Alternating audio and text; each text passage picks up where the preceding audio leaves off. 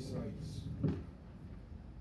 The hotel site is corner of Mountain Avenue and King George Road, right next to the new apartment, building that's been built right up next to 78.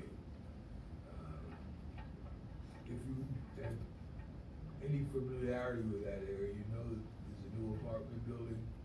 We have a 900,000 square foot office park across the street.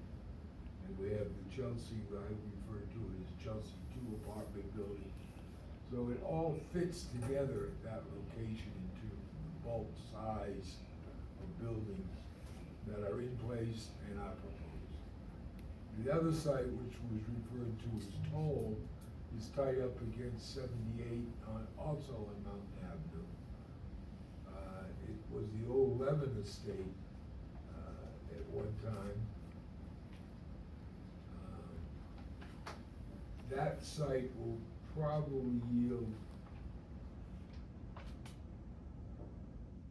30 acres at minimum of open space to the municipality, either through conservation easements. We're getting way ahead of ourselves, but the upland of the site is where the units will be, which is roughly across from the existing townhomes that are being built on Mountain Ave. And the last site is the site in the center of town. We have 2 new apartment buildings in the center of town, right behind this building, and roughly diagonal across the street behind the hardware store. And this one is roughly at the other end of what we'll call downtown, just beyond the shopping center and on the other side. So the dynamics of what is being proposed are fitting existing situations in which have already been tried in some cases. I think, in my opinion, the 2 apartment buildings which resulted from round 3 are a very attractive addition to the center of town. Very good, thank you, John. Mr. Chairman, if I may just ask Ms. Armat a couple of questions just to round out the entirety of her presentation. Please do. Thank you. Ms. Armat, just for clarification purposes, first, the appendix and the ordinances that you mentioned, am I correct that the amended statute, the AOC directive require that in addition to the Housing Element Fair Share Plan, or as part of it, we also adopt in draft form, but only draft form, a potential ordinances implementing the plan, that the anticipation being that subsequently, when things move forward, those ordinances would be actually adopted by the governing body in the future. Yes, the court directive specifically notes that you have to have those draft ordinances included, and that those ordinances, obviously they can be shifted a little bit, but that they be adopted by the committee by March of 2026.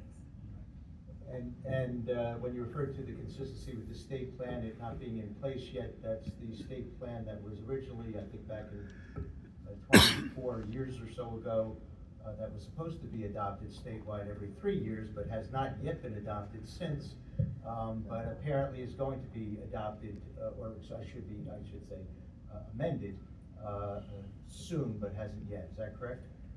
Correct.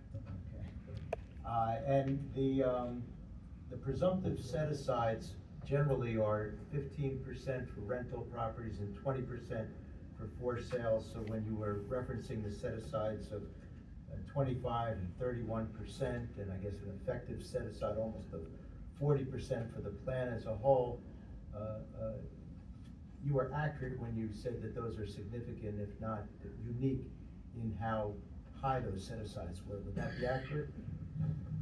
Yes, just to elaborate, in the 3rd round, the 2nd round COA regulations were relied upon, which stipulate a presumptive minimum density, or set aside, I'm sorry, for 15% for rentals and 20% for sale. Many municipalities, many developers and properties have relied upon those presumptive minimums as the set aside numbers for rentals and for sale. Warren Township is truly an anomaly in many cases, not just this round and the prior round. Many set asides were over 20% even last round, and this round, you know, a 25% and 31% and 100% are what we included. An anomaly in a very good way, correct? Yes. Yes, it's a blessing and a curse. Developers do want to build in North. That's right. Therefore, they will give us a higher density of housing. And just a couple of questions, because of course, the planning board, as the gatekeepers of the master plan, are also the gatekeepers of every element of the master plan, including the housing element and fair share plan elements of the master plan. And that is why the public hearing is before the planning board, and it is the planning board's obligation to adopt it. In your opinion as a professional planner, Mr. Armad, will the proposed 2025 Housing Element Fair Share Plan guide the use of lands in the township in a manner which protects public health and safety and promotes the general welfare? Yes.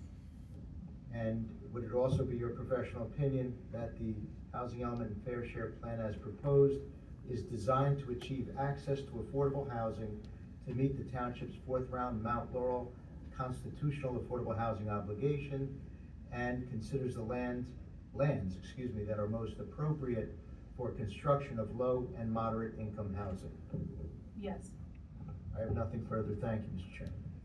Thank you, Mr. Warren. Although if it's my understanding, there'll be a public question and comment period combined, and I'll be swearing in all members of the public so that they may make a comment.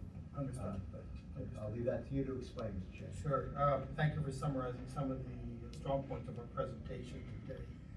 When this was put on us months ago, we saw the number of 262 units, which could possibly yield 1,200 units. That was a lot. We were floored by that.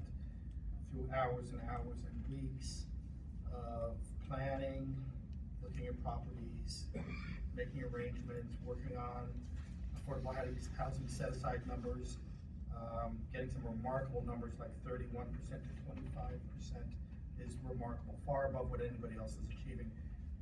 We have gotten it down to 350, what is the amount of units we're building?